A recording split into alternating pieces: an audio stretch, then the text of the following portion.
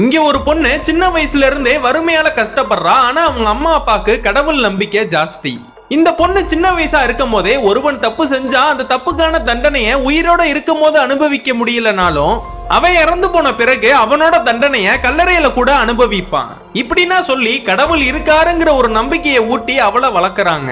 ஆனா கொஞ்ச நாள்லயே எதிர்பாராத விதமா அவங்க அம்மா அப்பா ஆக்சிடென்ட்ல இறந்துடுறாங்க. இதனால் பார்த்த இந்த பொண்ணுக்கும் கடவுளும் இல்ல ஒண்ணு இல்லன்னு இந்த ஊர் மக்களுக்கு புரிய வைக்கணும்னு அதிகமா பாவம் செஞ்சு இறந்து போன ஒரு மனிதனுடைய சவ பெட்டியை தேடி அந்த பெட்டிக்குள்ள என்ன நடக்குதுன்னு நீங்க பாருங்கன்னு லைவ் டெலிகாஸ்ட் பண்ணி அவன் பக்கத்திலேயே இவளும் படுத்துக்கிறா.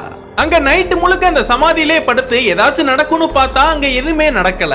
அதனால அந்த சமாதியை விட்டு காலையில வெளியில வந்து அந்த எடுத்த வீடியோவனா அந்த ஊர் மக்களுக்கு காட்டுறப்ப இவ எடுத்த வீடியோ எதுவுமே அதுல தெரியவே இல்ல.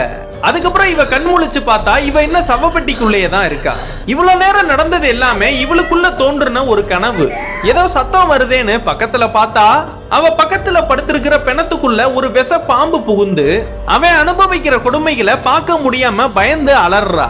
அதுக்கப்புறம் பயந்து போய் அந்த சமாதியை விட்டு வெளியே வந்ததுக்கு அப்புறம் தான் கடவுள் மேல இவளுக்கும் நம்பிக்கை வருது.